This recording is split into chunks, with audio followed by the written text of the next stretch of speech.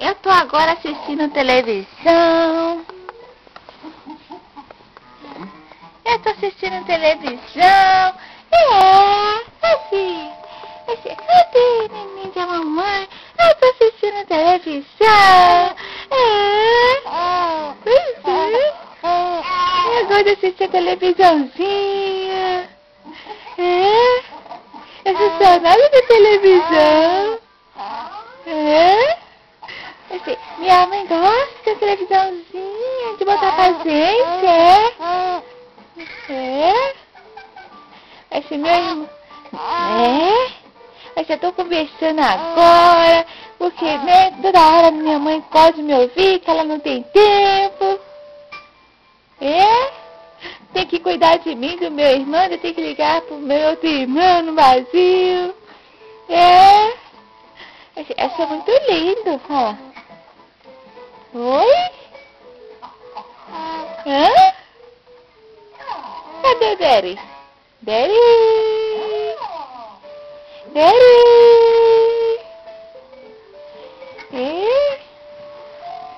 Agora é meu irmãozinho. Vamos ver se ele vai rir hoje.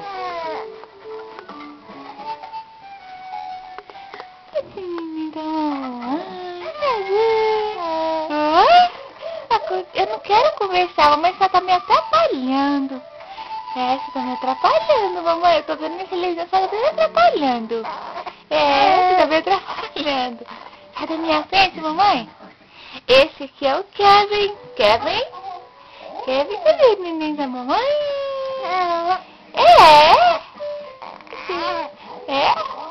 Esse é o neném da minha mãe. Quando chegar no Brasil eu vou aprontar muito com meu irmão,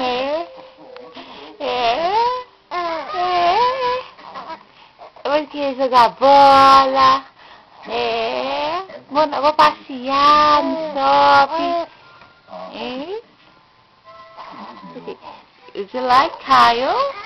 Kyle? E Kevin? Wow, that's a lot of dirt. I was totally in charge. And when I came back, dirt everywhere. If only I spoke Dachshund. I wish you spoke Oi? The homeless has been living on our balcony. Little blue pigeon. Yeah. You've seen it too? That's Compass. I thought it was Vai ser um beijão pra todo mundo, pros meus tios aqui, pros meus tios do Brasil, pro meu avô, pra minha avó e pra minha avó do Rio. Pra todo mundo. George?